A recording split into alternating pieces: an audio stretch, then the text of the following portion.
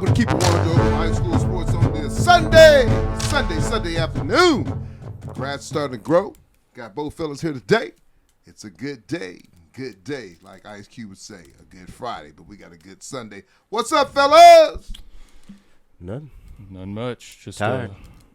Tired. Wrapping up the end of the semester, and I remember those days. Man, it's it's rough. Stayed up till like 4 or 5 in the morning. What was you doing? Doing homework. See, I used to go to sleep, then set my alarm to wake up at that time. I didn't have my priorities straight last night. I'll keep it at 100. That's what I'm talking about. Keep it at 100. The Masters were on, and the UFC fights were on. So I was trying to multitask and watch both while doing homework, but it didn't work out very well. But got my homework done nonetheless. That's big time. I got done what I needed to get done last night. I got more to do today, but.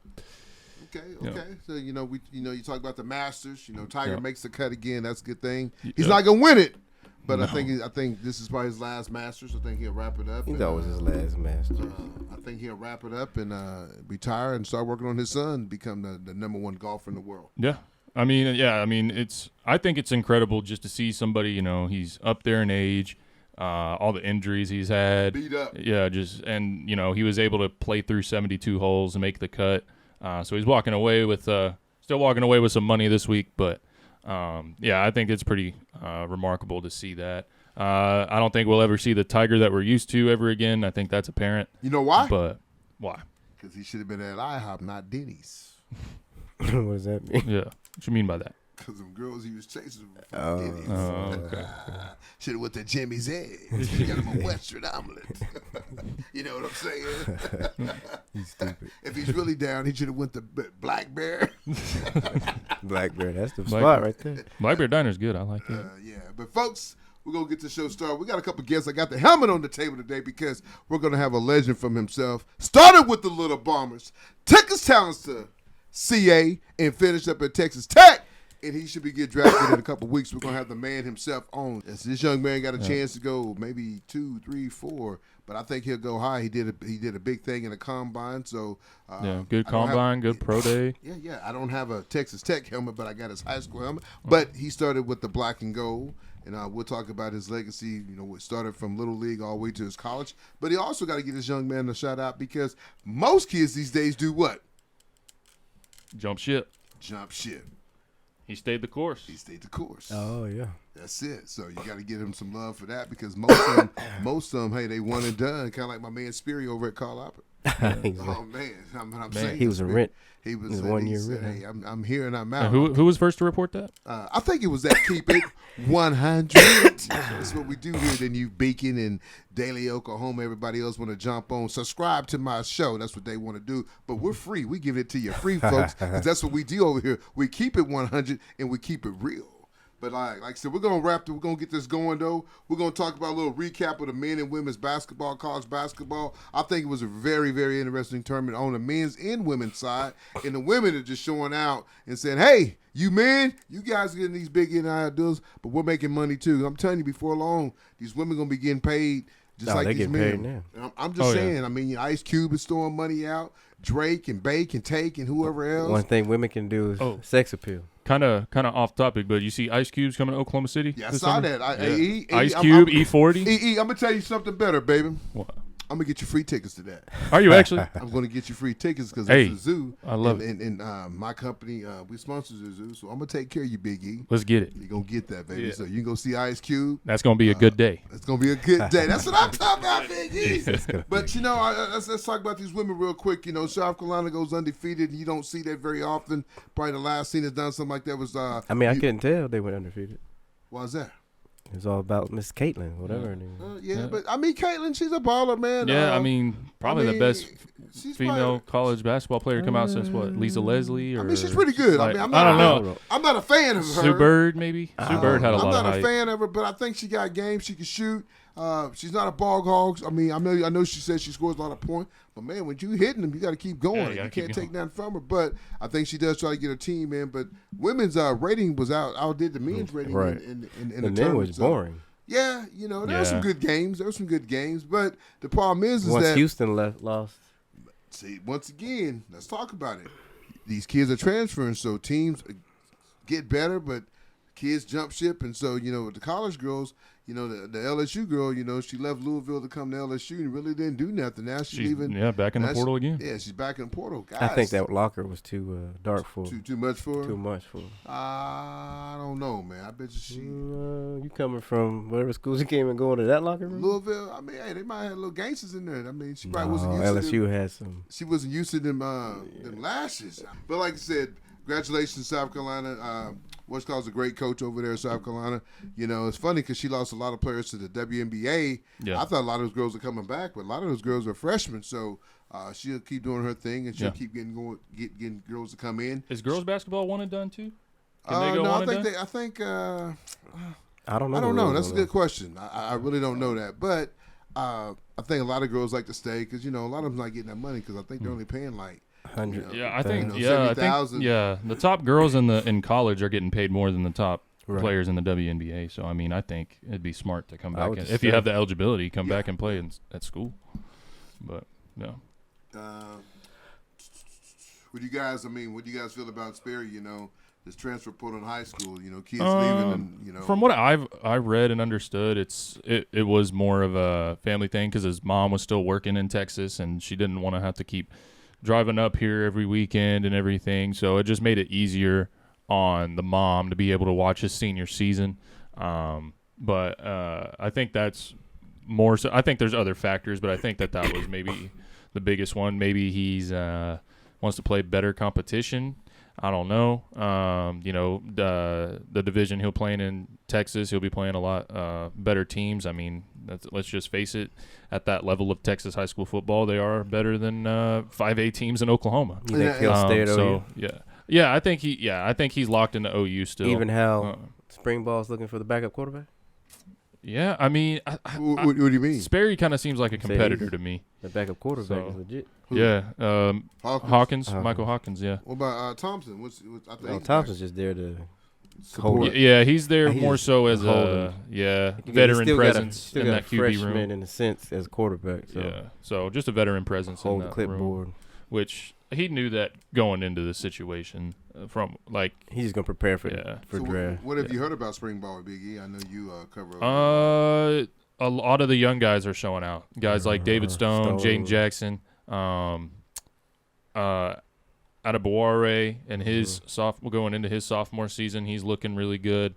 So, there's a bunch of guys that are banged up right now. Jalil Farouk was in a walking boot. Yeah, Farouk will be out for the rest of the spring. But they said that he should be back before the season starts. And then there's another guy that was in a boot, the freshman from London. He was in a boot, O-lineman Daniel Akinkumi. He's a little banged up too. And, O-line's not really a place that OU can afford to lose many people. Did they lose someone for the season? Maybe. I don't know. They're going to have to dip into that spring portal a little bit for some O-line. If some O-linemen throw their name in the hat in that spring portal window, I think they're going to have to take a look at it and try to do that. So what a lot of people aren't talking about is the amount of players that OU has on scholarship at the moment exceeds what the limited. I think you're allowed 85 scholarship players. They have around 100 on the roster right now. So there's going to be so don't be surprised if, a bunch of names from OU hit the portal after spring ball ends. Why is that? Why they got so many? Because they got portal guys that come in, so you got to lose those scholarships.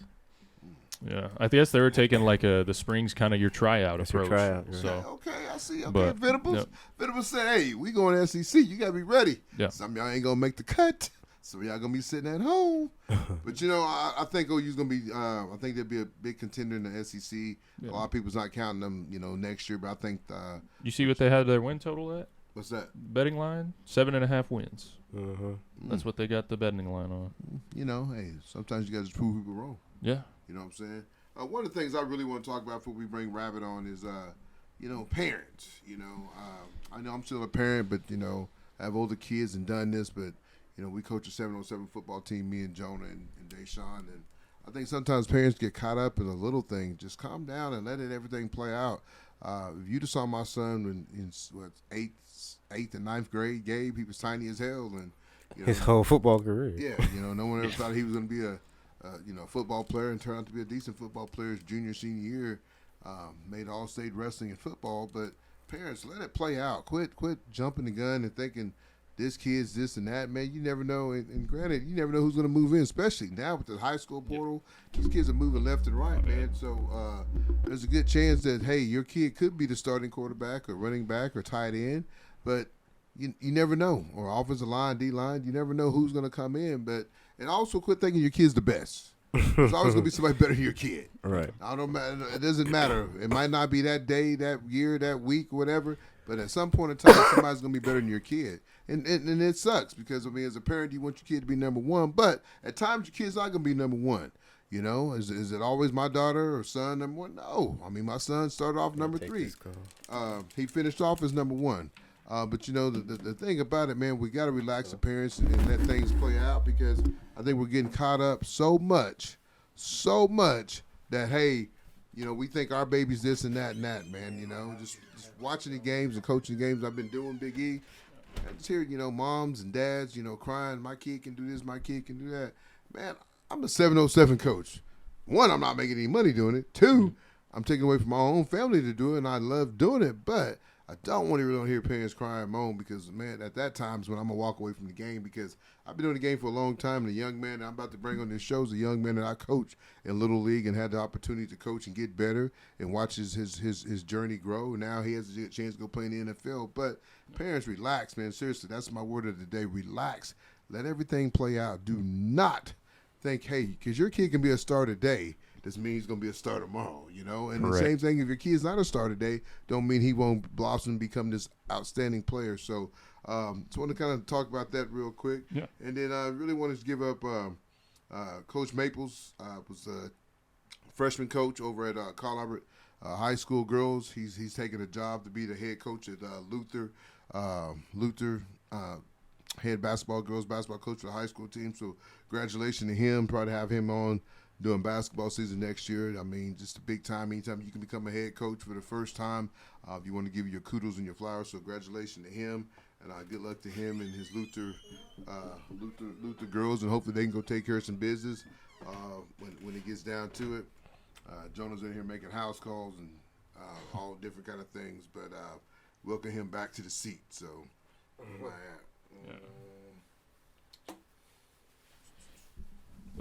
Yeah. So what? How about these past couple weeks we had of sports though? Like we had last weekend we had the national championships for basketball. Then you had the Masters this week. You had the UFC fights, which if y'all didn't catch the UFC fights, at the time of the recording, it was this past Saturday night. But I got a better one for you. What's that? What's wrong with your seniors, women? Man, they've lost. You can't be dominant for that long. I know. You're losing at home. Y'all go build a new stadium and lose. Go lose in their old one. How many games they lost? 3, 4? I think the 3. Baylor's beat them. 3 Texas or 4. Beat them. I don't think Baylor beat them. I think Texas beat Baylor, yeah. And then they lose to Louisiana Tech or something. I don't know. But, I'm not really too worried about it. I think it's good for the team to kind of experience these because a lot of those girls haven't experienced that. You think they can win another national championship? I think they can. There's definitely a lot of stuff that they got to figure out, like defensively. There's some fielding OU's errors. women. OU's softball. That's the pitching. Yeah. So pitching and defense. The bats are still hot for OU. I don't think offense is the problem. It's the pitching and the defense. There's been some errors and the pitching hasn't been as consistent. Which you were bound to lose some of that. With Jordy Ball transferring in, and then you lose your all nation shortstop in Grace Lyons. She graduates, so it's bound to happen to have some of those mistakes and have some of those holes. But Patty Gasso's the best in the game, and as long as they're playing their best ball when end of May, beginning of June comes around. Here's something funny. What? He's the only team that can lose 3 or 4 games and still number 1. Yeah, I think they're dropped down to number 2 or 3. Okay, I was gonna say. So still yeah, number they dropped down a little bit. They lost the game the other night, didn't they? Lose. They lost to lost to BYU. They lost the BYU. first game. And they lost to Texas twice. Yeah, they lost the series Yeah. to Texas, And then they lose to Louisiana and Tech, then right? I think Louisiana Tech.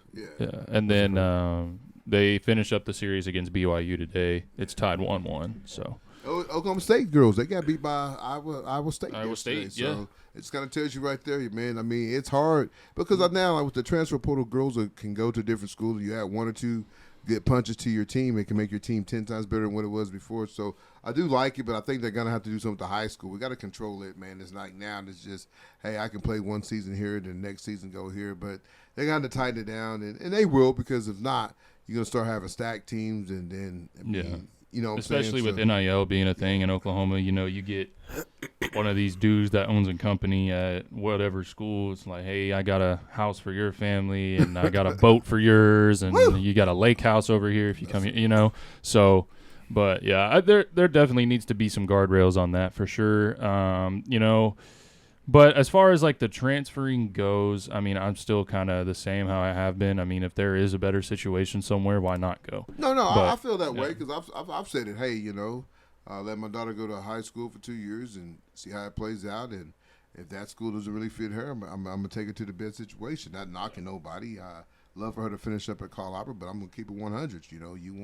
You want her to have the opportunity to go win a state championship and play for the best and get seen by the best. And not saying Carl Albert's not, but to be seen by the best and play the best, you guys all know that you got to go play some of the best tournaments. I mean, right now we're on the Puma circuit with the girls, and it's you're seeing.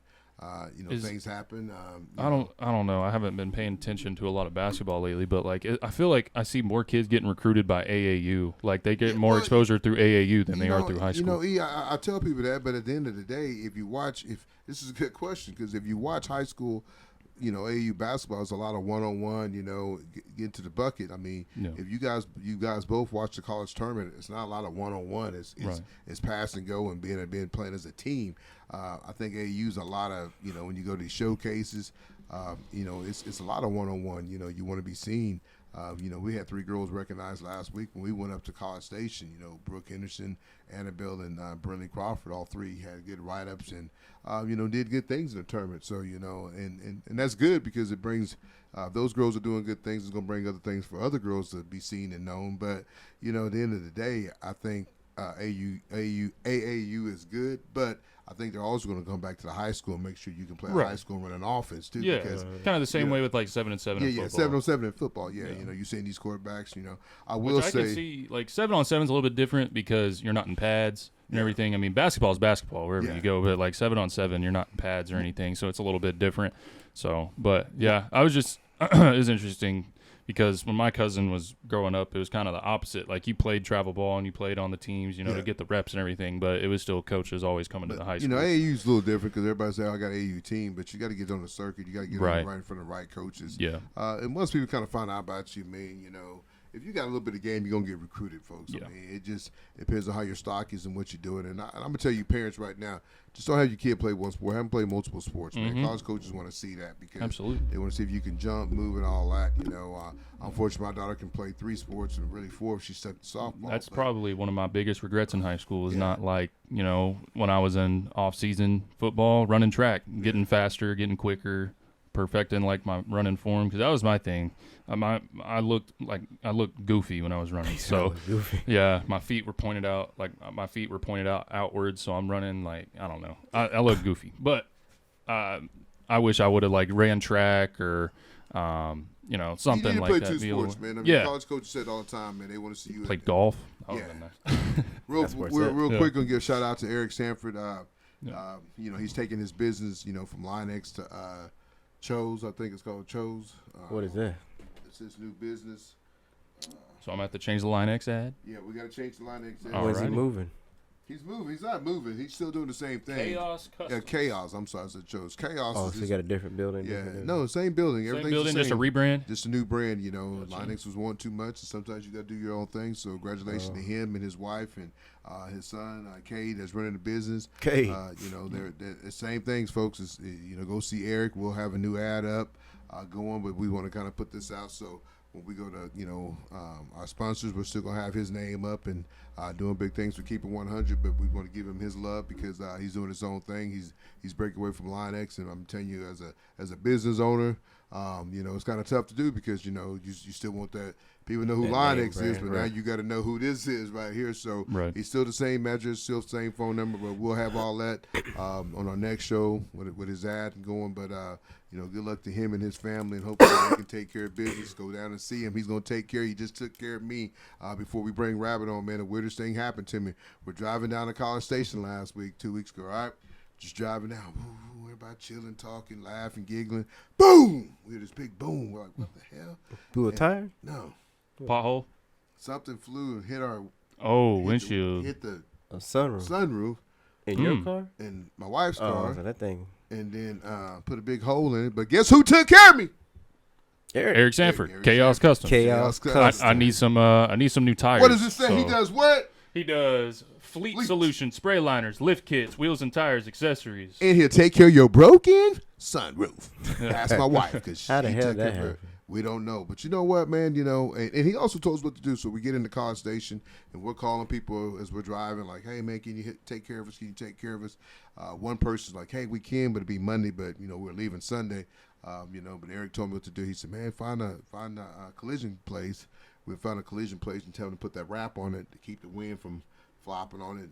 Drove us all the way home, so we got it fixed on Wednesday by him. But You mean like car wrap? Yeah, the car Oh, wrap. okay. Yeah, so it's pretty cool. It kept all the wind. Because I'm telling you, when we was driving there after it broke, man, my wife chased this guy down and on his truck, man. And I was like, babe, we can't do that. We're chasing the guy down. He pulls over, then he pulls the deal. He don't speak no English. So I was like, babe, let's just go, man. Just don't even argue with this guy. Oh, so you man. know what the I don't know if he truck hit her, hit but her? she thought he'd hit her, man. You know how women are, man. hit her how?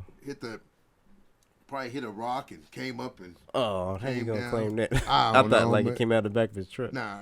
But same thing happened to me. I'm at my daughter's track meet, man, and guess who hits me? Chandler Middle School bus hits the side of my BMW, man, and so we just had the luck of cars last 2 weeks. That But means hey, get new cars. that's all right. We're gonna get new ones, but like I said, go see my man Eric. He's gonna take care of you. Ain't nothing changed but the name.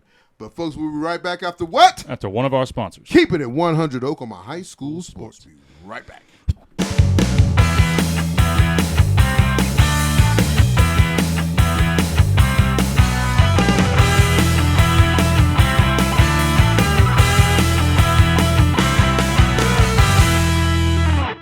Welcome back to Keep It 100 Oklahoma High School Sports on this Sunday afternoon.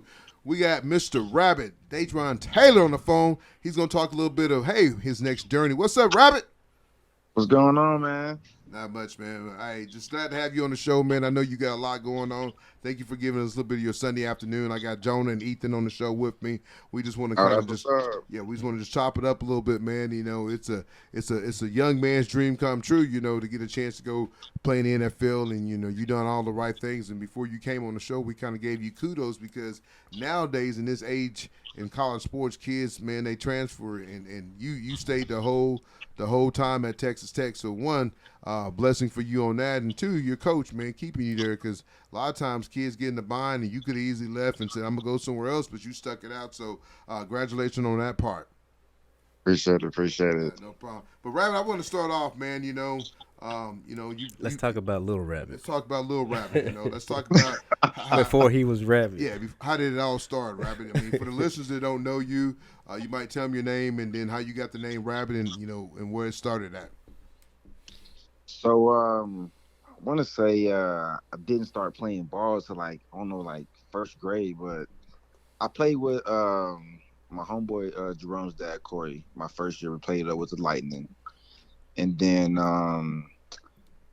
ended up going through that, met some more people, and then I got blessed to come over here and play for Coach Jonah and Tony with the Bombers for a couple years, win some championships. Yes, sir. But I got the name Rabbit because, man, I was just fast running around, and at the time when I first started playing, I was scared of contact. I wasn't trying to get hit, so I was just running around trying to. So I got the name Rabbit because nobody could catch me. So that's kind of how I got the little nickname. And then I never would have thought that it had stuck out my whole entire life. It's literally crazy to even look back where I am now and where I started at, and just to think that I got the nickname just just being a little kid coming and playing football, like, and that was like almost my first name. Like nobody else knows my first name besides like my close people that I grew up with, or unless you meet me, because like since I've been in like middle school and high school, everybody's introduced me as Rabbit. So it's just like that's just like the norm these days. That's big time, though, man. You like I said, you talked about your days playing the Little Bombers. Got to tell the story. We played Deion Sanders. That story that you want to run. We played Deion Sanders' team 3 times, right? And so before Rabbit became a running back, we kind of had Rabbit playing defensive end. So we really didn't know where to put him at. He was fast, like he talked about. So we're playing Deion Sanders' team, man, and it's hot. I mean, it's so hot, man. The turf is burning our feet, man. We're black and gold. We're the Bombers, so everything we got is black and gold. So our cleats is black, and we're like, man, this team has beat us twice. They came down and beat us when we in a rainstorm. Then they beat us again at Midwest City, and I got kicked out the first quarter, and Jonah wasn't there. So I was like, man, this is our 3rd time to play these guys. Can we ever beat them? And so this is the truth. This is Deion, folks. Rob can tell you, he beat Deion Sanders. That plays for Colorado, the coach for the Colorado Buffaloes prime time. TJ got him though. So we're sitting there and we're in Texas playing them, right? And so we get Rabbit's like, man, we didn't have him on kickoff. He was fast. We didn't have him on kickoff. So we're like, man. He's return, like, kick return. I'm sorry. He said, hey, coach, put me in. We're like, nah, man, you ain't ready. No, coach, put me in. I said, nah, man, you ain't ready. He said, coach, and Jonah said, man, give him one chance. So we said, all right, man. We put him back there on kickoff return. He gets the ball, man. He takes it, probably 98 yards. He fumbles on the 2, folks. He fumbles on the 2. We're about like, we're happy, we're bad. But he's playing defensive end. So the next play, they get the ball. He sacks the guy in the end zone and get a safety. So we win the game 2-0. We beat Deion. So yeah, that's crazy. That's crazy. I just got Corey had just sent me like a whole bunch of like old Bomber clips, and he just sent me that. I'm just like, wow. Just looking at, we were so small, and then I'm over there looking. Gabe got them big old goggles on. But man, we had a good time, man. Folks, his mom can tell you, man. I told her one day, I said, this young man is special. Folks, you got to realize, I've coached a lot of kids that's playing D1 ball or played D1 ball, basketball, football, even Division II. Half of our little Bombers kid that played on our team went and did something, and this team was special, not because of the kids, but just the parents, man. They all felt it. I never really had it. This, you got to think. I'm going to tell you how my backfield was set up. I had Rabbit, I had Jaden Poole, had Keyshawn Sykes, I had Matt Mayhew, and we had Deshaun was our center, which ended up being a running back down the road. And we had Gabe Johnson that never touched the ball, and the kid ended up being an all-state football player, but never gotten a chance to get in our backfield. That's how loaded we was. And Jaden Poole and Matthew Mays was probably my 2 best running backs. Rabbit didn't even really start until I put him back there. Yeah, until Jonah put him back there. So that's how good we were, man. But, no one ever complained about the touches, man. Rabbit played defensive end, and the funny thing is, Rabbit didn't even play defense in high school. He was strictly a running back.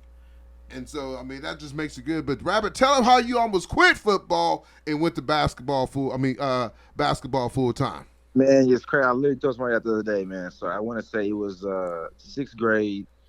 I just started playing basketball for real. I played football. That was my first sport. And then I started getting into basketball.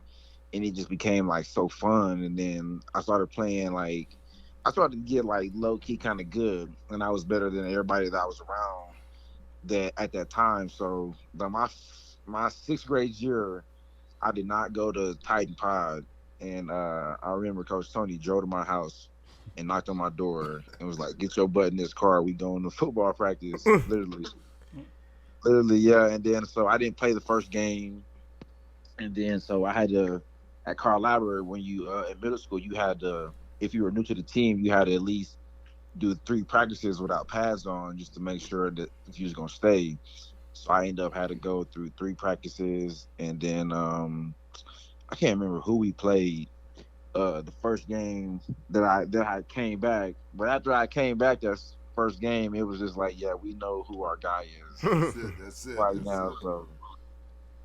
I was looking at your. It was fun. It was real fun playing at Carlisle, man. Especially when I got to the high school part. I was literally, I kid you not, I was literally watching last night all of like our game time highlights on YouTube and everything like that, going through the playoffs and all that. Yeah, you want to say something, Jonah? I was gonna say when I was looking at your repeat of the combine, it looks like you still got a little offensive skills. I got a little bit, He man. said I I got a tell little you bit. what, No, I those got hands some. look I soft. got some. I got some good hands, but I ain't got too much wiggle, man. That's one thing I need to get. Yeah, I ain't got no wiggle like that no more. He said I ain't got it no more. You Yeah, excited? I'm really excited, man. This whole process has been amazing, man. I literally had the time of my life. The best of 3.5 months so far that I've had in my entire life. Like literally, like hasn't even hit me yet. The draft is in 12 days. It sounds crazy even saying it because like I've always had the aspiration. Okay, all of us that I played ball with growing up, all of us wanted to play in the NFL, but like nobody really believes like Right. how how close you are and how true that can become if you just show up. It's not even a fact about putting the work in because all of us as athletes, man, we got that competitive edge in it. So as long as we're there, we're gonna work, we're gonna do what we're supposed to do, work hard, but just showing up, man, having a different mindset, like literally it's it's so surreal that like I can even say that like I'm about to get drafted. Like that's crazy. Like I was the last guy recruited in my tech class, like, and that's the most like humbling thing to say because like I almost didn't even have an opportunity. Like I was almost going to go to Western Illinois and keep playing running back. Like I got my scholarship pulled at Utah State. That's what I was So talk about, man. I want to tell people that when He didn't give up. at the whole time, yeah, let the young listeners know because some people just think, that Some hey, parents think 7th grade you're gonna be in the NFL. yeah, and so just tell them how how you had at Utah, that you lost it, and Texas Tech came in on you and off you as a defensive back, and you wasn't even going to college for a defense, you going to college for a running back. yeah, so I was committed to Utah State. Just being from a small town kid, not really seeing too much of the world besides like traveling sports. So I got the opportunity to take an official visit out to Utah State. And when I got out to meet my mom, man, it was just like unreal. Like it was snowing, like mountains all over the place. Like literally fell in love with the place. So off the rip, I was like, you know what? This is something new to me and my family. So I'm like, I'm gonna take the advantage of it. Like they was talking about, they was giving stipend of $900. I ain't never had $900 in my hand before, so I'm coming to Utah State. They giving out $900. I didn't even know colleges did that. So it was like I'm coming here. I'm out of, and then that I want to say that visit was like I can't remember exactly when it was, but at the end of December, right before the National Signing Day, I had like 3 days, like I want to say like a week before, um the new coaches that came in, like after the Coach Wilson and staff had got released, they told me not to sign, and like at the same time, I'm like, okay, maybe they want me to do it on a different day, but like not thinking like in my head what's really going on. So we're in Bartlesville at a basketball tournament. We're finna go play the championship game, and my phone's blowing up in the locker room. So I hear my coach like, "Hey, Coach Cam, like, I think I need to answer this phone call real quick." So he's like, nah, bro. I was like, nah, I really think I need to answer this phone call. Like, it was like one of the coaches just from my university just left me a voicemail. So like, let me just like listen to the voicemail. And he's like, call me right now. This is really important. So I call him. Explains to me. He explains to me like coming in first. They're in a win situation now. Can't rely on a young guy to come in because I was coming in and take the job. Like, believe it or not, like I was coming in to be the dude to get the first snap on the first game that we played preseason. So he ended up telling me he's gonna take a guy from a community college from Snow College. Um, so I'm just like shoot, devastated, bawling, crying in the hallway. Like didn't play good in the championship game just because like my head's messed up. Like I thought I had like a new home to go to, but I didn't. So shoot, I just kept playing basketball, kept doing it. And then Texas Tech out of nowhere, like they just kept showing up to like my basketball practices, the same staff. So I'm like, okay, like maybe they still got some interest in me. But when they called me, I kid you, I remember like yesterday, I was in my kitchen. I was in my kitchen just sitting there making a bowl of noodles, and I got a phone call from 806 number, Chicken or beef? and I don't even answer Yeah, like phone numbers. Say what? I said chicken or beef. I mean, no, I was eating chicken with the cheese in it, Yeah, okay. sriracha. Yeah, I'm you hungry. got to The know. eggs and green onion. Oh yeah, I don't eat eggs. Yeah, so I don't do the eggs. No But boiled egg. no, I don't eat no eggs, man. I ain't ate an egg in forever. But I usually don't answer phone calls that I don't have like saved at that time. I was like, maybe it's a scam, but man, some told me to answer that phone call, and it was Coach Patterson. He called me. He was like, just checking up on me, asked me how I was doing. Asked me what I thought about playing defense, and I'm like, are you serious? I was like, I've never played defense in my whole entire life. Like, I've always played running back. Like, they recruited, like, he came to my high school and recruited me for running back at Utah State. So I'm like, okay, this is funny. So he was like, they're going to bring me out on an official visit out here to Lubbock, Texas. That was my first time hearing of Texas Tech, first time hearing about what Lubbock was. When I got down there, we had one of my buddies that went to the Colorado High School. Y'all know Big Cam Warren? Yeah. Kevin Warren, yeah, he played baseball Yeah, there. so he was playing baseball there the year before that. So I was like, okay, I know Cam is there. And once I figured out what the school was, I was like, okay, me and Cam were cool. Me and his sister were fairly in the same age range in high school, so I knew his family and all that. So I was like, you know what, I'm gonna go out there.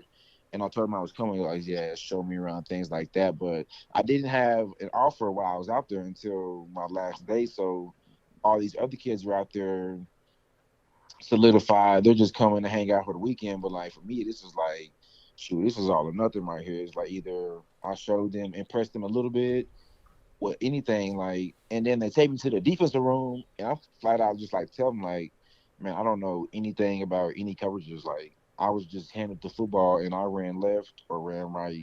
If you couldn't catch me, then that was the end of the story. But like, literally didn't even know what a cover 4, cover 2 was. Like, I knew at my high school they played red and black. One was a zone, one was a man.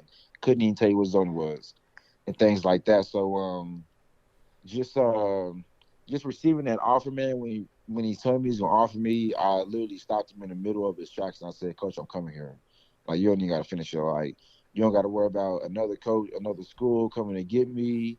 If I gotta sign today, I'll sign today. But like, I'm coming." So when I got to sign my letter of intent to go to Tech, man, it was the dopest thing ever, man. Just because I always felt like I was left out, man. I feel like that just the way the drive and the work ethic that I've always had instilled in me as a little kid always went unnoticed.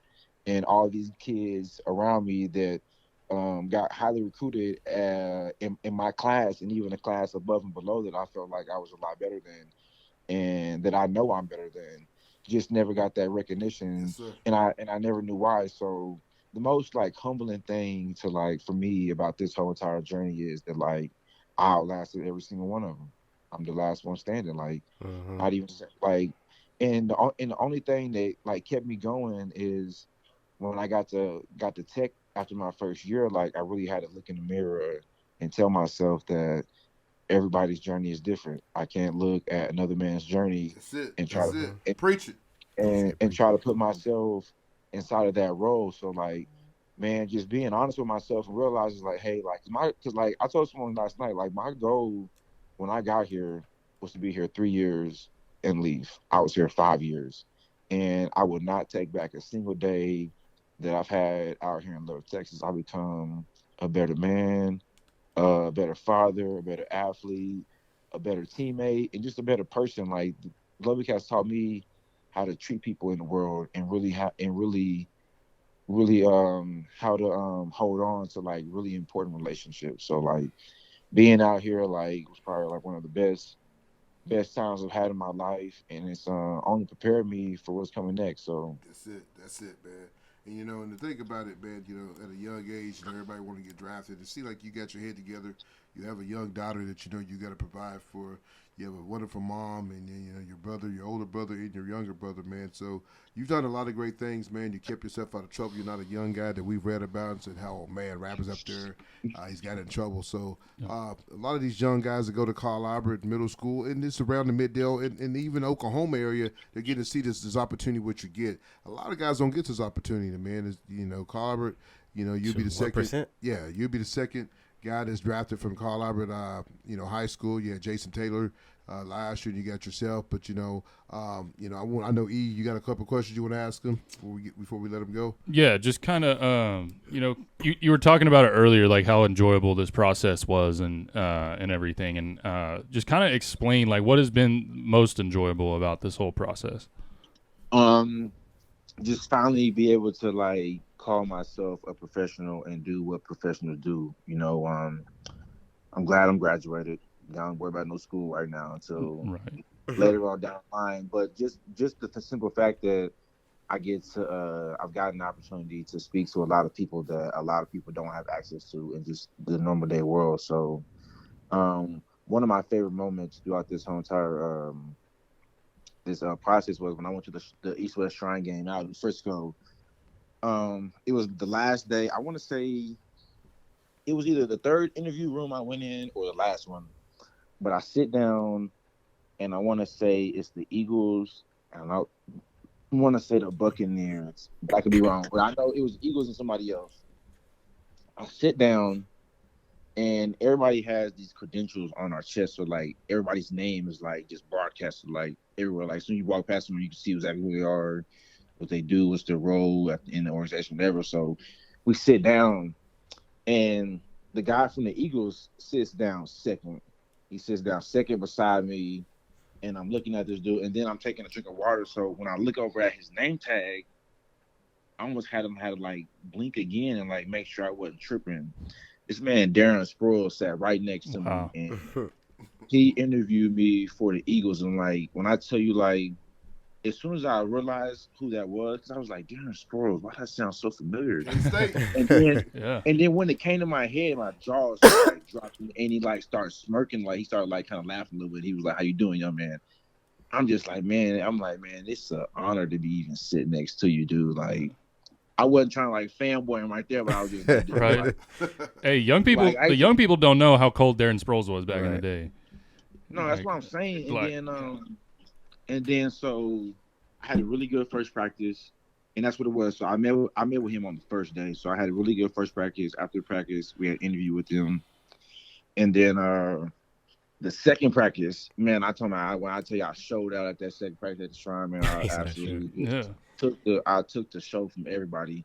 And after the practice, I was walking out. I was talking to my agent, and I was walking to the locker room, and he jogged over and tapped me on my shoulder and was like, "Hey, man, like, you are a baller, bro. Like, keep doing what you're doing." And just that right there was just like so much like inspiration for me to be like, okay, because like I've always felt like I belong, even though what anybody else says or how I've been looked at, I've always thought I belong. So like just hearing that, you know, just somebody that I played the game with, somebody I watched, somebody I looked up to as a running back, as an athlete growing up, just came and just like spoke just a little, not even a big motivational speech, just a little bit of encouragement. Hey, like, just keep pushing. Like, you're gonna be really good in this league. He was like, man, just keep your head straight.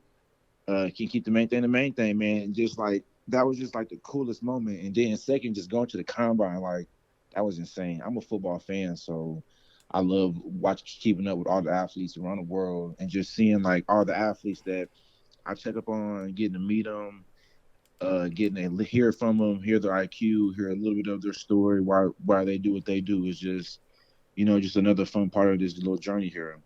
Right. That's it. That's awesome. And then, you know, I'm a little bit biased. I'm a Packers fan, and I know we need a safety. And I don't know. I don't know. I don't know if you're allowed to say if they reached out to you or not, but. Like, can you give me a little something if they did or didn't?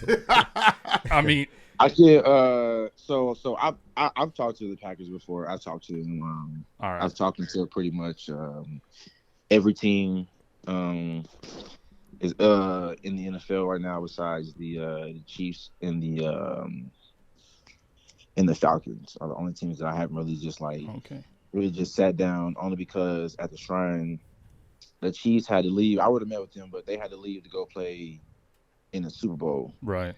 Literally while we were at the Shrine. So, or I want to say, no, they were playing the Baltimore Ravens, or it was that game, whatever the game before the Super Bowl. Yeah. They were playing them, or like 2 games before, whatever it was. So I didn't get to meet with them, and then I just met with the Falcons. But I'm actually about to hop on a plane here in like 2.5 hours, and I'm going to. I got a top 30 visit to in Arizona with the Cardinals, and then I Oh, very fly cool. out next day to Chicago. So that's I don't want you there. Hey, Can't- folks, can't go to I'm Chicago. going to say something real quick. Y'all hear what he said? He's about to fly out, but he gave Keep It 100 some time, and that's what I like, baby. He gave us some time. Folks, y'all might not believe it, Keep It 100, but hey, we bring the best on. But, Rabbit, man, I got to ask you before we let you go. Yeah. When you think of Bo Durham, what do you think of? Because Bo was a close young man to you. Man, that's like that's still my brother, man. That's been a huge drive Yes, sir. in my life, and honestly, with him passing away, it's taught me a lot about life and who I am as a just because growing up, being around a guy like that, like there's never a bad day, like there's never a bad day, like there's always something to enjoy we have today, and then that's taught me that shoot, no matter like how deep something's going on, or if anything's going on in your life, like someone's going through something worse. So like whatever you got going on, it's somebody out there going through something way worse. So like pick your head up, you know, knock that dirt off and keep it pushing, man. But man, I got him tattooed on me. I kiss him before every time I go on the field, man. So yeah, and then me and his family, that we're just as close as ever. So that's like my second family right there. So man, they support me. They've been in my life just like y'all have for a very very long time. Always been supportive. When I come home every single time, I at least stay a couple nights with them. You know, Roman was played a big part in my life, man. He really took care of me. Took on that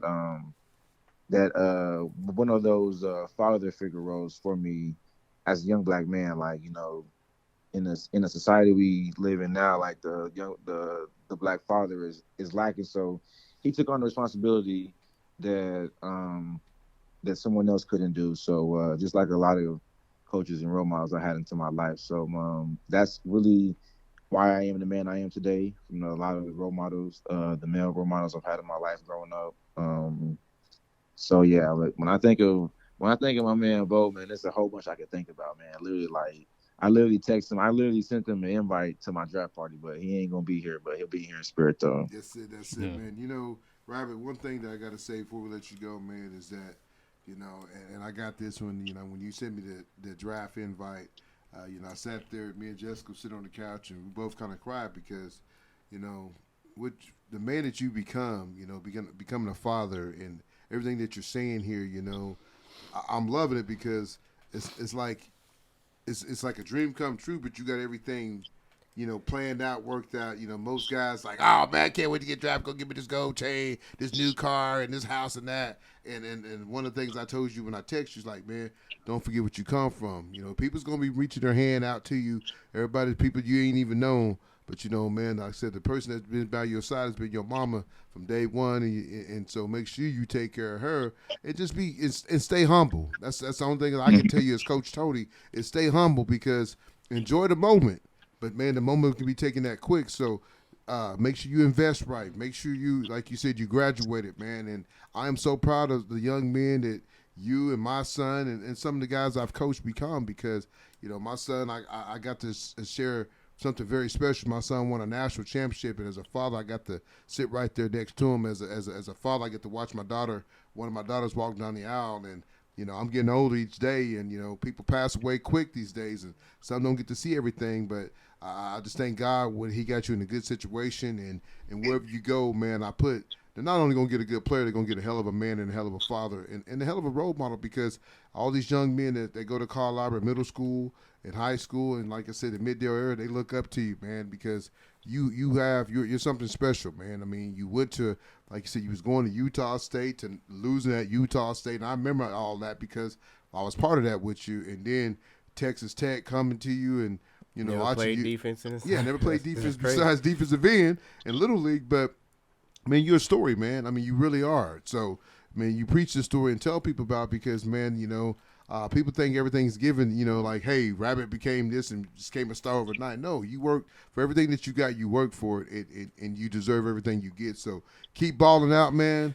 Good luck.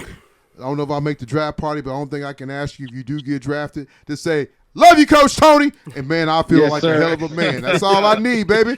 If you go to the Cowboys, I'll be at the games or whatever game. If you're close to Oklahoma, I'm going to make it. You know, we're going to make it. I know Corey and Samantha done a good job being part of their life, man. And you got a lot of people that love you, man. So keep doing what you're doing and keep being a hell of a role model for my kids because you know Zoe loves you. She loves her some Rabbit. You've been around Zoe since she was born. You know, Jessica had at the game 2 nights after the baby was born. Jessica had my baby in black and gold. That's how much we love our Bombers. But you know what, man? You turned out to be a hell of a man. But keep doing what you're doing, man. Seriously. I appreciate it, man. Jonah, anything else? Good luck. Big E? Yeah, good luck, man. Man, we love you, Rabbit, man. Keep doing what you're doing, man. I love you guys, too, man. I appreciate y'all having me on here, man. Yes, Keep sir, it man. 100. Yes, sir. Keep it 100. Thank you, sir. Safe travels. Yes, sir. All right, bye-bye.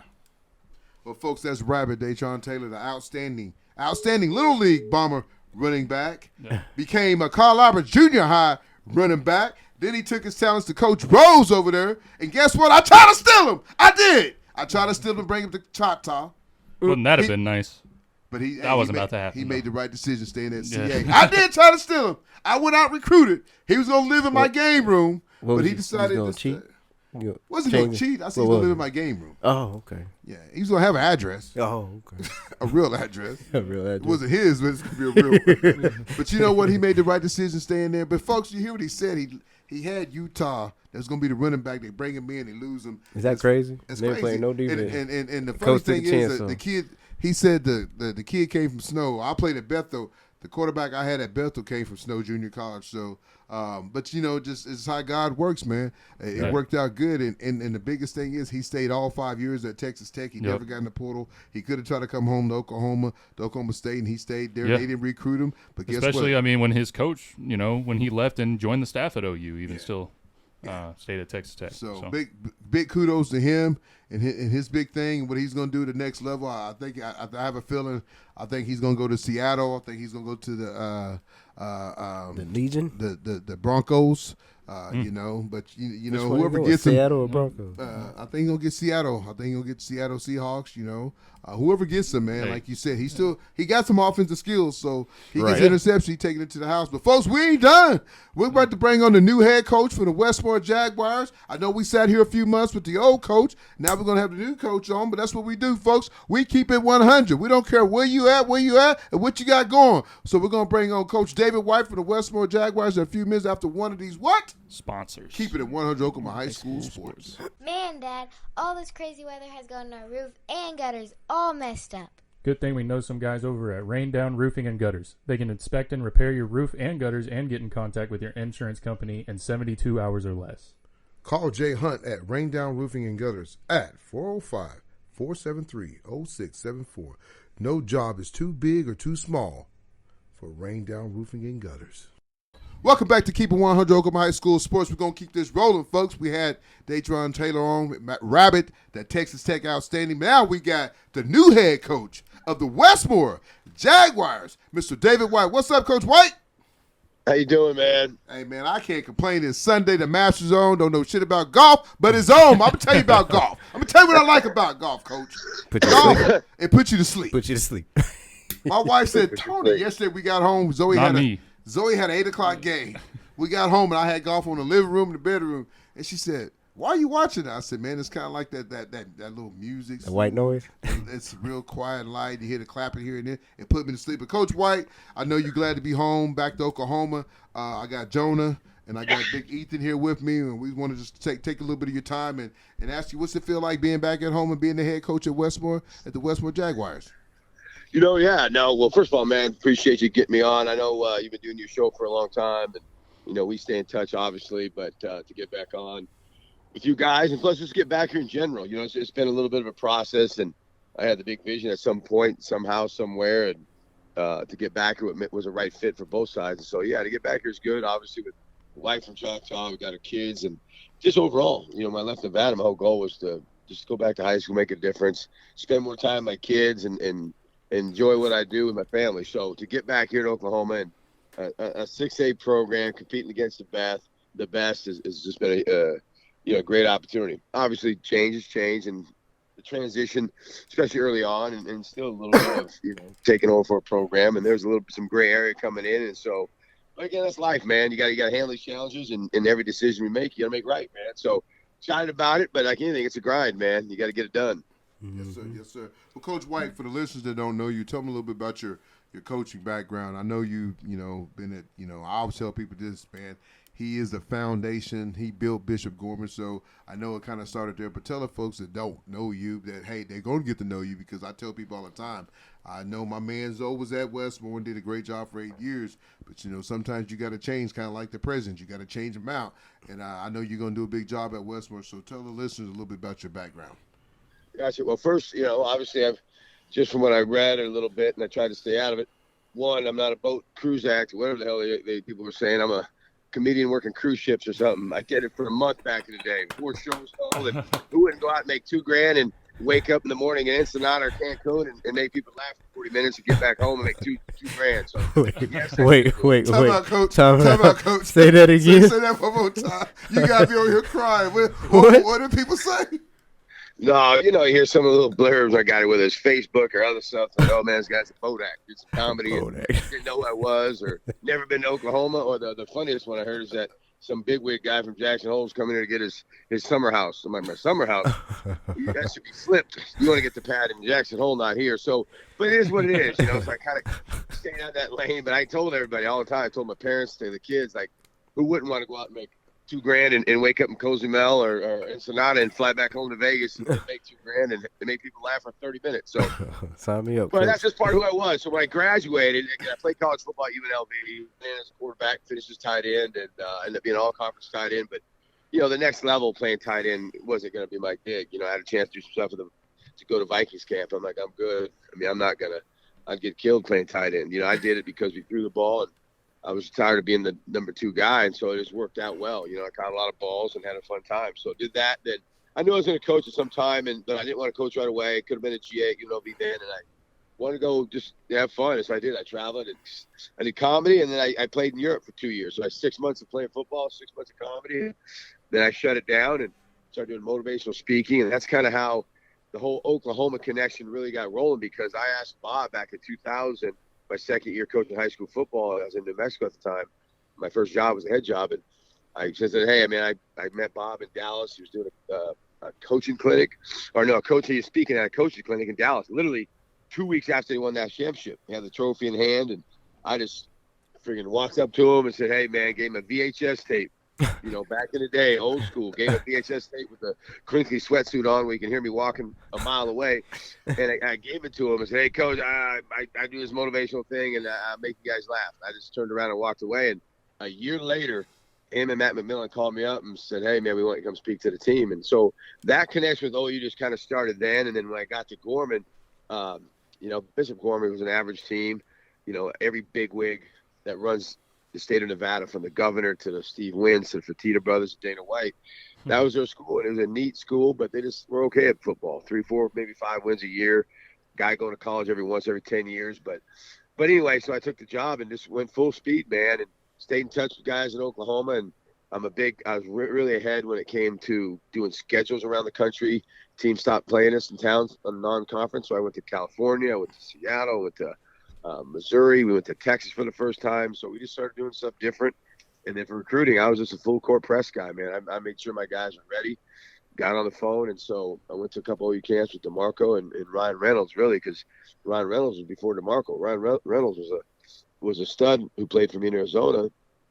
anyway, kind of fast forward the story because I'm sure we'll talk about more of it. But basically, I left Bishop Gorman. We got things rolling, and I said, hey, if I don't leave now and go to Oklahoma, it probably never happened. And I don't want to say woulda, coulda, shoulda. So I did. And literally after the second year, I was going back, and Coach Stoops created a position to keep me there. And so I stayed, and then another year went by, and I was just off the field rolling like, this isn't me. And so got to go to Yale. Left, went to did spring ball at Yale, and then the Fertitta brothers and Dana White called me one night. We were talking, and just a side conversation. I joked around and said, I need to work for you and make money again and maybe take a break from football. Shoot, 4 days later, I'm in Vegas working for the UFC, and, wow. and doubling the money that Yale did. And I said, it was around good people. And so anyway, we can go on to that as we talk. But basically, played at UNLV, been in high school, Oklahoma, got out for a while, then went with Jay Norvell to Nevada, coaching the running backs. And just after that second, third year, I'm like, I got to get back in high school. My twin girls are going to be here soon. And like, this is what I got to do. And so went back into high school, man, and been to a couple places, and was literally going to come here 2 years ago. But then Bob called me again and said, hey, I got a house here in Jackson Hole. These guys at my golf club here, they need a high school coach. And I'm like, you know what? It took me a little bit. And at some point, I'm going to get back to Oklahoma. Why not? You know what I mean? Who could say they lived in Jackson Hole? And my kids loved it. I mean, they hooked me up with a house, and it was just a great experience for me to get out of the mainstream a little bit. You know what I mean? So did that, and Westmoore opened up, man, and now I'm here. That's big time, Coach, man. I tell you, man, you lived the journey, man. Right, same journey. Jack of all trades. A lot of people said I moved around and moved and shake. And I like it, man. But the funny thing guy is, talking, I did some cool stuff. And one day, if you ever sit down, you look at what football provided me with, and my family, and just me personally, and having those relationships with the Fertittas and work for the UFC. Yes, sir. I mean, my job was unbelievable. I still did camps. I ran the Adidas All-American Bowl and found guys like Trevor Lawrence and many others to put in that Adidas game.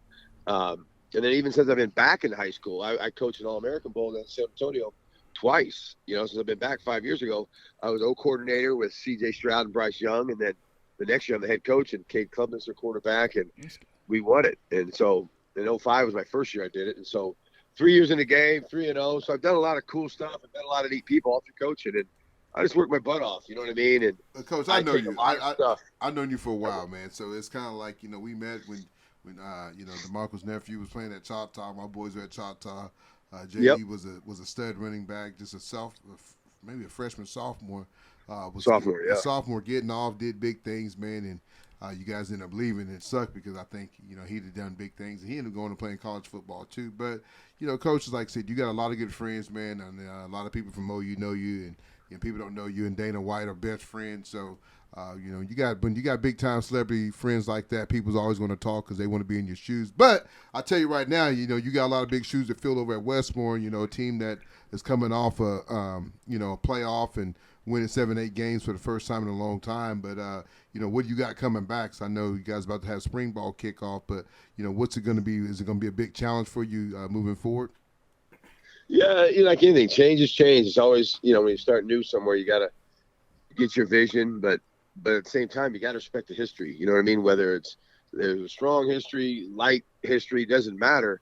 You got to respect it. You know what I mean? I'm gonna work my butt off to, protect and protect the things that I've done before. And again, I'm, we all know that there was some drama when Zoe left, and I know Zoe. I mean, we talked about one time he coming to be his own coordinator a few years ago, just so I can get back in the state, and it just wasn't right, and timing and whatnot. And I said, nah, I'm good. When it happens, wherever it's going to be. And so that's been a little bit tough at the beginning. Kids left, and some went to Moore, some went to other places, and it's unfortunate, but it is what it is. You know what I mean? I said, hey, I ain't got to sit back and cry and whine about it. I got to roll up my sleeves and let's go. And it's tough. They did a good job. I had no idea the job was going to open up. They won 7 games, but there's years before they did 3 or something, and he didn't get fired because he's doing the program how he's doing it.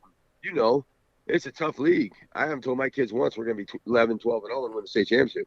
We're going to work our butt off, and our winning's going to be a byproduct of all the little stuff, how we do things and what we're about. So, but I know it's a tough conference now. Holy cow. So I'm ready for that challenge as well. So, but it's going to be – it's going – right now we're getting some culture things going, how I want to do things. Got the staff on board now. We got 14 guys who are just really solid guys and revamp some things. We're doing stuff around the field house now. And what I wanted to do and made the administration kind of jump on board with me because I just have a big vision of doing things at that next level to make these kids feel like rock stars. You only got one shot to go to high school. You know what I mean? Period. And 99% of them aren't DeMarco Murray, Ryan Reynolds or Xavier Grimble. All my players that I coach and very fortunate to be a part of, even Puka Nakua back in that. I coached Puka when he was little. So, I mean, that's one thing. But 99% are just guys loving to play high school football. So you got to cater to those guys, And so, yeah, it's going, man. And I'm just glad the staff finally came together. I guess that's the air out of the bubble that kind of relaxed me a little bit more. We got all the staff together, and now the kids are really excited, and we're going, man. Rolling up sleeves. So when does spring ball kick off? May 13th, with the state tournament for whether it's track, whether it's, all the spring sports are done the 11th, 12th. So, Oklahoma's a bit different than other states. You got to wait for that last sport to be done, which I'm fine with it anyway, because I've never been a guy to just kind of do stuff to do it and do stuff year round with a handful of guys, a handful of coaches. So when we do spring ball, it's 100% participation. It's all in mentality with the coaches. So May 13th through the 23rd, we're going to do a team camp right after school gets out on the 21st and 22nd, 23rd. We got team camp. And then all the guys, I'm giving 10 days off. So when June hits for summer workouts, we're going. So it's right in front of us, man. What are you going to do with the Little League programs? The Little League programs? Yes, sir. Yeah. Who's this? Is this Trey? Who's this? This is Jonah. Sorry, my bad. You had the voice of Trey, who actually runs with Little Jag. That's why I'm like, is Trey in there sneaking, getting some airtime? I don't know what that. Trey, get it checked And that's out. another thing. Unfortunately, just to be transparent, I get here and you hear things, the innuendos, and people say this and that. Oh, the junior Jags are going to be no more. I mean, the website was deleted, the database is gone, all the stuff that was going on, which I thought was kind of a wrong deal, because what's little kids have to do with anything? Mm-hmm. And they asked me if I'm still going to do it. I go, why wouldn't I? I mean, why? One, I don't decide. I mean, it's a junior high. It's your feeder program. It's youth kids. Every school, every city in America has youth football. So why wouldn't we all of a sudden? Because somebody said they own the name, or it wouldn't be any good because Zoe was the only coach that ever helped out with the youth league. We got to do it no matter what. And if we got to change a name or we got to go about it differently, that's what I'm going to do. And so we did. Junior Jags are rolling. Instead of having 6 teams, we got 4 teams. I was going to have one team, but just with the scheduling and the numbers that we had, I couldn't do it because my son was going to be on it. I just had too much stuff going on. Plus, I didn't want to go out there and do it, and the night that they were doing it, it wasn't going to work with my other son's schedule. And plus, I had a lot of stuff going my first year. I didn't want to get caught up and let anybody down. So we got those teams rolling. The last 2 weeks over there, we playing in the West Side Gold League, and we're at combined between the teams. We're 10-2 in 2 weeks. So Were you playing the 707? Yeah, we got K through 2, and then that's the full team, or not team, but yeah, it's flag football. Then from 3rd grade on up, 707. So in the last 2 weeks, we're 10-2. You know what I mean? And we got y'all got a 7th or 8th grade team over there? Yep. Oh yeah, y'all probably get beat. But I think they just beat a West Side Goal. You guys chalked out there, sting them. No, I ain't with no Choctaw. I'm with them CAs today, man. I know you're a Choctaw guy. Nah, come on now. I gotta watch it too, because my wife said, she's she's Choctaw. Her brother. Ain't no Choctaw. It's CA, baby. We CA. We be in Jonah and my son. You jump like they say, you're the ring chaser then. You're the ring chaser. He's been all across Eastern Oklahoma County. I don't discriminate, baby. I don't discriminate. Whoever's gonna put me on staff besides the Yellow Jackets, I'm gonna go coach. All right. So love you, Coach Corbin, but I can't sting him no more. With the Bumblebees now. Yeah. So I think part of the guy who does that league with Charles Thompson is a Choctaw guy. So and there's a lot of teams. Aaron McConnell. They've done a good job with it, man. It's been fun. No, they have. I'm on the group meetings and I see teams from UConn. I even see my old buddy Trent Smith, who's playing OU. His kids are playing in one of the teams from Mustang. Yeah, I think Dusty Dvorak's kids on the team too. You're right. His team. He's on the team. Yeah, I heard and my team was going to have Brandon Drum was going to come over because you try getting majority kids right here, but as you know, my son has to go playing baseball in the Norman League right now. Or my thing is just we got to get opportunities for these kids, and so we went out and did it right with the new uniforms, and even when the helmet comes in, designing new stickers and getting everything cranked up and trying to get some stuff. I've been talking to my guy Chris Circo at Battle. I'm friends with Chris, who owns Battle, and so since I've been in high school, he's always somehow got involved. Whether he did uniforms, travel sweats, banners. He's going to come down and bring a big battle tent down to 707 tournament here pretty soon. I think we're going to play in that one. We're going to go represent that. Coach, I got to ask you, you're talking about your staff, and it seems like you got things rolling over there, man, and you've been doing this. Ain't your first rodeo, even though it might be a new school, but it's the same old tune. So, who are some of the guys you got on your staff? I know, but I'm telling you right now, it seems like you got an all-star staff. It takes a while. It's all about that fit. There's one thing, the first few sentences when I met Bob, actually when I got out to speak to the team, we went to have lunch, and I still remember this. We were over at Main Street somewhere, we were talking, and I said, what do you do for your staff? How do you ever hire your staff? Because I know kind of my vibe of early in my career trying to get the right guys together, but it's high school, so it's hard. You just can't pay for coaches. You got to bring them in. And anyway, it's all about a fit. Bob always said he never looks at resumes. He never gets a hold of anybody or talks to anybody that he doesn't know personally or one of his close friends knows, because you want to make sure you get guys you can trust. You know what I mean? I don't care if a guy has a long resume or not. Jackson Hole, my running back coach, owns his own capital firm and makes a lot of money. But you know what? He's super smart and he loves being around kids. And it was a good fit. And here, the 14 guys, including myself, offensively is myself on the offense. And we got Joaquin Iglesias. He played at OU during my era, went to the league 4 or 5 years, and now he lives in Dallas. He's getting double house where he's going to be up here, and he goes back and forth. He's teaching on campus, so that's great. He's doing receivers. Otis Lewis was receivers last year. He's doing the running backs. And then the O-line, I brought back Dustin Finn, who's the Finn brothers. He's a wrestler too. I don't know if you remember them, right? I mean, you're a big wrestling guy, Tony. He played at UCO, and he's been in the building, but he stopped coaching a while back. But he's back doing the O-line, so we're pretty solid on offense. Defensive-wise, I got a guy from Chalkta, actually. Jimmy Northrup was their backers, special teams guy. He came over. He's a D coordinator. I got DeMarcus Granger up front. What's that? Where'd he come from? Choctaw. Oh, he got tired of getting silver balls. He got what? I had to put it out there. Say it. Repeat it, E. He got tired of what? Say it, Ethan. He said he got tired of silver balls. He got tired of instead of getting gold balls, he got silver balls. So he came. Oh, that's right. Yeah. No, that's funny. Watch making me say this because I'm a Choctaw graduate. So. Oh, you are? Yeah. When did you graduate? He graduated 2020. I'm young. So he's You're young. I got you. Yeah, and so, so he reached out to me, and I interviewed a lot of guys, and again, trying to get that right guy, and so, but he's ambitious, he's super smart, and I vetted some other people who coached with him. Even the DB coach Porter knows our new DB coach Dwight Dobbins, so he was a guy who's going to be there early, be there late, very, very, and plus I love giving coaches shots. You know what I mean? And the guy at Gorman now, Brent Brown, is head coach at Gorman. I hired him when he's fresh, done playing Arena League, coaching out there with cleats on. And I said, hey, dude, get rid of the cleats, brother. If not, you can't coach with me. That's nerdy. And all these years later, now he's head coach at Gorman. So I'm really, I do want to always get one or two guys to give him a shot to break through. So Jimmy's doing a good job. We got DeMarcus Granger, as you know, former OU player, D lineman. He actually trains D linemen throughout the Midwest here with his brother who played at A&M. And so he's got a wife and kids now at Edmond. He's got the D line.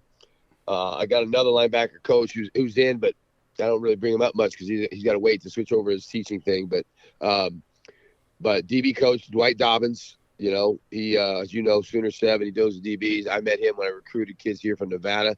I thought he was just a good guy, and at one point in his career he's been trying to get in, but whether he's too busy or the myth of, oh, you're going to get that guy and kids are going to transfer, recruit, blah, blah, blah, blah. Everybody recruits, and I recruit in a way. I just build up your program. If they want to come play for you, great. The parents want to do it, great. But if not, we're going to play with who we got, and we got to coach who we got. And so Dobbins is a real good teacher. He's smart. He's sharp. He's dedicated. So Dwight Dobbins do a hell of a job for us in the back end. And then I got a young guy who's graduating from OU here soon. He's kind of like a GA level, but he's super smart. And another guy who's going to be a ball coach down the road. So, and then we kept Dylan Hobson, who did D-line last year, and has to do backers. So there's 10 of us there. Then freshmen, I got 4 coaches. We're not going to do the 2-coach thing anymore. We got to get 4 coaches down there. So I got 4 coaches on the freshman staff, and we got to get that program right. Are you involved in the junior high coaches at all? Yeah, I met with them. In fact, we switched some things up. I know in the past they did a thing where they come up a couple days a week, but I just don't like halfway doing things, and it's a little clunky. So just when we start spring ball that first week, their practice is going to be separate, but right before we have ours. So that way all varsity guys get them for the first 5 days of breaking them in, rules, regulations. This is the weight room. This is how you come out. This is where you're going to be on time, and things like that. Instead of going Tuesday or Monday and Wednesdays and busting them over during our workouts, it just doesn't make sense to me. So I just met with those kids the other day. Both teams been going back and forth, meeting with the incoming 9th graders and talking about their programs over there. So been involved, man. Just again, check those boxes, and I got time during the day before, football to start, which is great. The East Side got that great schedule. Moore's doing a good job with our staff and me of getting me opportunities to really run a program and get my coaches down to by 1 o'clock, 12 every day. So, Coach, that's a good thing. I'm sorry, Coach. I'm gonna tell you right now. You talk about Dobbins, man. He's one of the best DB coaches around. We signed Clay Mack, and Clay Mack's out of Texas. But if you're looking for a kid, a young man that's gonna get your kid right on his feet, it's Dobbins. My boys went to him. Granted, they use it for football and wrestling and track or whatever sport they play, but Dobbins been on the show a couple of times, man. He's a graduate from Carl Albert, but for somebody to get him on their staff like you, I'm telling you, it's huge, man. That's a big time. Dobbins is, he's a foot clinic. My brother Jonah, his son goes to Brink. He'll be in 8th grade, play a little bit of running back. He ain't going to say it, but I'm going to say it. Play a little bit of linebacker. If he decides to stay at more Brinks, he'll get a good coach under you. He played in a little league program with Westmoore. But I just tell you what you're doing over there. Taking nothing from Zoe. Good luck when he's over at Lawton, but I just think what you're doing over there, sometimes fresh phrase, fresh paint makes the house look good. So I think what you're going to do over there, man, is just keep it 100, man. Nothing towards Zoe. We had him on the show when he was let go, but sometimes, it don't work out. I've been divorced. It happens. Sometimes you got to move on and start the next chapter. Sure. You know what I'm saying?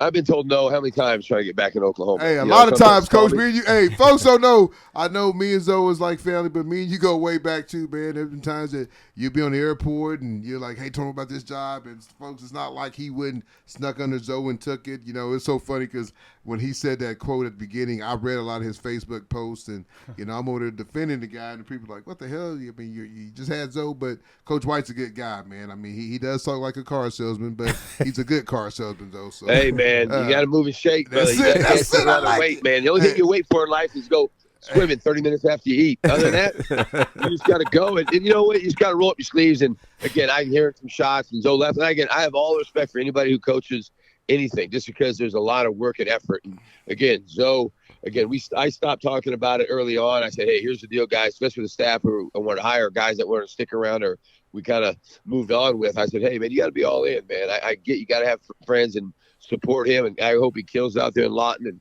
and him and his family, they do their deal. I have not one issue with Lorenzo, you know what I mean, at all. And so I just got to worry about me and what we do. And like I said, it's getting a bunch of good guys around Dobbins. You mentioned Clay Mack, Dallas.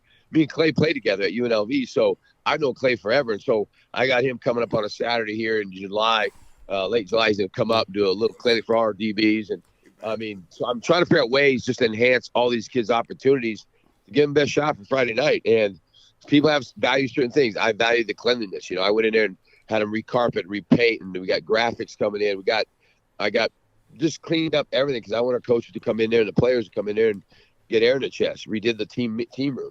It could have stayed like that, but I'm not doing it, man. I want this place to be nice. Like you said, it is about fresh paint. It's about doing stuff your way. And if you go down, at least you're going down your way. You know what I'm saying? So that's it, 100. That's right. Well, Coach, I'm not gonna keep you much longer, man. I got some 7-on-7 practice going on right now. Deshaun's taking care of that.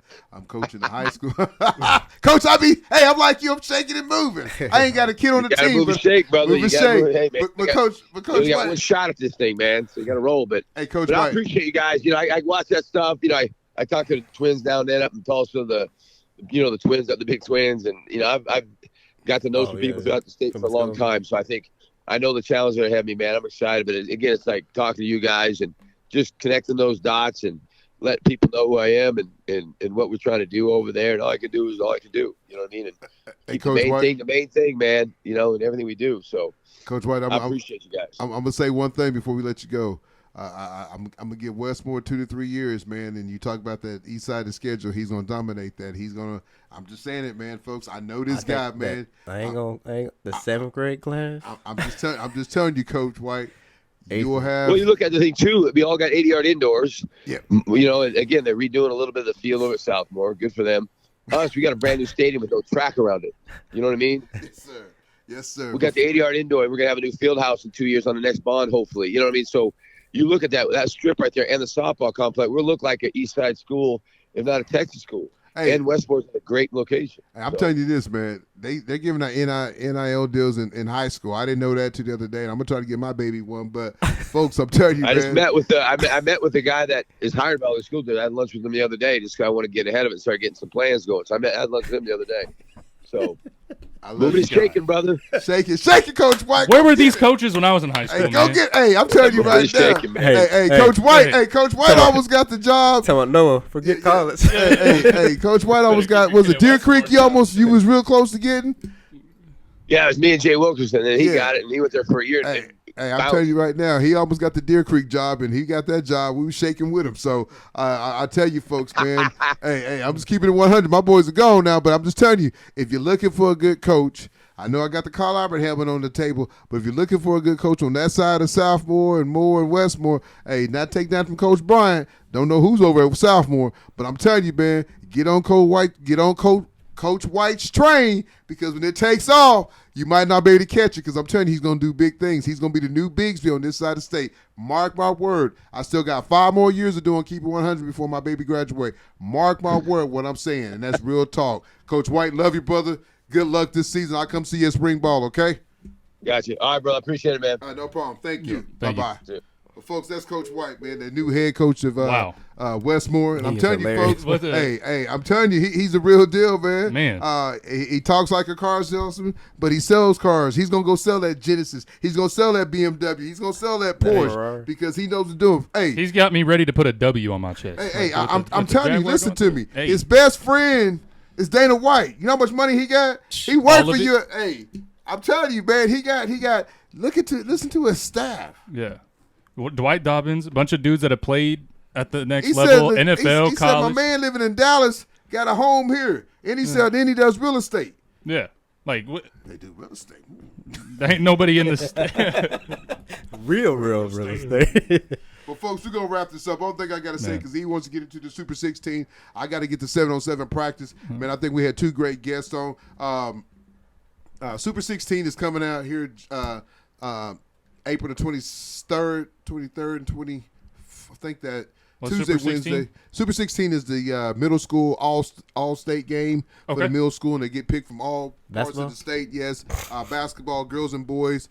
We have a few girls from our Carl Albert and Crush Queens make it. Congratulations to Anna, Brindley Crawford, Zoe Johnson, Brooke Henderson, Jimmy Chris came their name. Golly, I'm going blank. I'm getting old. I'm trying to get out of here. But Riri Waters, making the team. Good luck to Annabelle. She made the super fan all-star game. So her and Shelby Hayes. So Coach Dre, Midway City's coach, Coach E. Good job to you guys for doing what you're doing. There's a lot of girls that made it. 20 girls, but all over the parts of the state, from Tulsa all the way from Calumet to Canute. A lot of girls, from all over. So congratulations to all those young ladies that made it. It's just a step of the 2029 class. You're going to be seeing some good things coming out. Brooke Henderson got a big time write-up in the Puma magazine, along with 2 of the other girls from our Crush team. But Brooke also had a good video. So keep doing the big things, young ladies, and you young men too. I can't talk about them all today, but we'll be getting into spring ball, so we'll be starting getting some videos and going out talking to new coaches and players that's moving around. So I'd like to thank everybody for keeping touch with Keep It 100. We're gonna get back on the grind and doing our work and taking care of things. But Jonah, get us out of here. Thank you guys for tuning in to another episode of Keep It 100. I know we were gone for a while, but man, what a great episode to come back on. Had 2 great interviews. A lot of good stuff to talk about. But just thank you guys for tuning in. If you could like, comment, subscribe. Doesn't cost you a penny. Man. Subscribe is free. We doesn't got cost you a single dime. And we're giving everything to you Yeah. that anybody else is giving to you from any of these other broadcasters or writers. And hey, we might not be like the 2 guys in Tulsa, but I think we bring real stuff to you. I mean, this is our part-time job. All 3 of us got full-time jobs, but we'll get dialed in. Here these next few weeks, we'll start having, like I said, spring balls and get us out of here. Yep. But yeah, thank you guys for tuning in to another episode of Keep It 100, and we'll see you guys next time. See ya.